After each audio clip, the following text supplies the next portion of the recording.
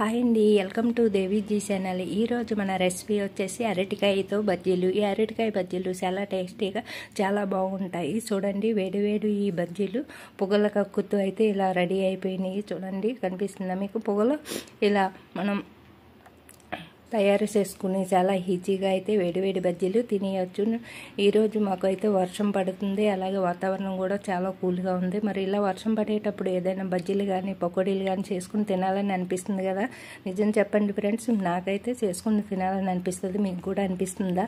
మరి మేమైతే ఏమున్నాయా ఇంట్లోని అని చూస్తే నాకు 2 అరటికాయలు అయితే కనిపించినాయి. ఇంకా అరటికాయలను తీసుకున్నాను. నాకైతే ఒక అరటికాయ సరిపోతుంది. అలాగే ఒక కప్పు శనగపిండి తీసుకున్నా, ఒక పెద్ద స్పూన్ కారము, ఒక అర స్పూను సాల్ట్ అయితే తీసుకున్నా.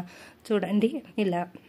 మరి ఎక్కువ మంది ఇంట్లో నెంబర్స్ ఎక్కువ ఉంటే 2 అరటికాయలు చేసుకుంటే అందరికీ వచ్చేస్తాయి. నేనైతే ఒకటి ఇలా వాటర్లోకి సన్నని పీసుల్లాగా కట్ చేసుకున్న, గుండ్రంగానే చక్రాల్లాగా కట్ చేసుకుని కడిగి పక్కన ప్లేట్లోకి తీసేసుకుని, ఇప్పుడు ఒక గిన్నె తీసుకుని కప్పు శనగపిండి తీసుకున్నాం కదా, శనగపిండి ఇంకా కారము సాల్ట్ అంతా వేసుకుని ఇలా ఒకసారి బాగా కలుపుకుంటున్నా. అలాగే చిటికెడు వంట సోడా కూడా వేసుకున్నా. అది ఆప్షన్ అండి, వేసుకుంటే వేసుకోవచ్చు లేకపోతే లేదు. ఇంకా ఇలా వేసుకుని చూడండి, ఇలా బజ్జీలకి సరిపడా జారుగా కలుపుకోవాలి. మనం పీసు ఇలా ముంచి చూస్తే సరిపడగా ఉందా లేదా అనేది తెలుస్తుంది. నేనైతే ఇలా బాగా కలిపేసుకుంటున్నా. అలాగే ఈ లోపలనే మనకి డ్రైకి సరిపడా ఆయిల్ని స్టవ్ పై పెట్టుకోవాలి. స్టవ్ ఆన్ చేసుకుని ఈ ఆయిల్ వీటెక్కే లోపల ఈ పిండిని ఇలా బాగా కలిపేసుకోవాలి. చూడండి, ఇప్పుడు వచ్చిందా లేదా అనేది ఒక పీసు తీసుకుని ఇలా ముంచి చూసుకోవాలి. చూడండి, వచ్చింది. ఇప్పుడు మనకి సరిపోయిందనమాట. ఇప్పుడు ఆయిల్ వీటెక్కిపోయింది. ఈ ఆయిల్లో ఒక్కొక్క పీసు ఇలా దూరంగా వేసుకుంటే అంటుకోకుండా వచ్చేస్తాయి.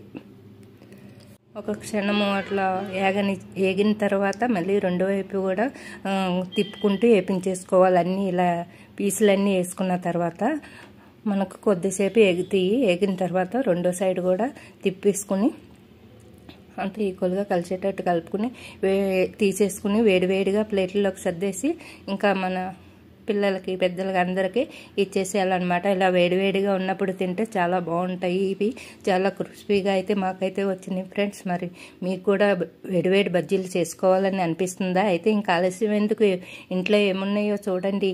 అరటికాయలు ఉంటే అరటికాయలు, లేదంటే ఆలుతో కూడా బజ్జీలు చేసుకోవచ్చు ఫ్రెండ్స్. మరి ఇలా వాతావరణం చల్లగా ఉన్నప్పుడు చేసుకోవాలనిపిస్తుంది కదా. మాకైతే వర్షం పడుతుంది, మీకు అయితే పడుతుందా ఫ్రెండ్స్? అంటే మరీ పెద్ద వర్షం కాదు, కొంచెం ముసురులాగా పడుతుంది అనమాట. అంటే చిన్న చిన్న చినుకులు. మరి మీకు ఎలా ఉందనేది కామెంట్ బాక్స్లో తెలపండి ఫ్రెండ్స్. మీకు వర్షం పడుతుంది లేదనేది. అలాగే మీకు కూడా బజ్జీలు చేసుకోవాలనిపిస్తే ఇంకెందుకు ఆలస్యము, వెళ్ళి చేసేసుకోండి. మరి మేమైతే చేసుకుని బజ్జీలు అయితే వేడివేడిగా తినేస్తున్నాము.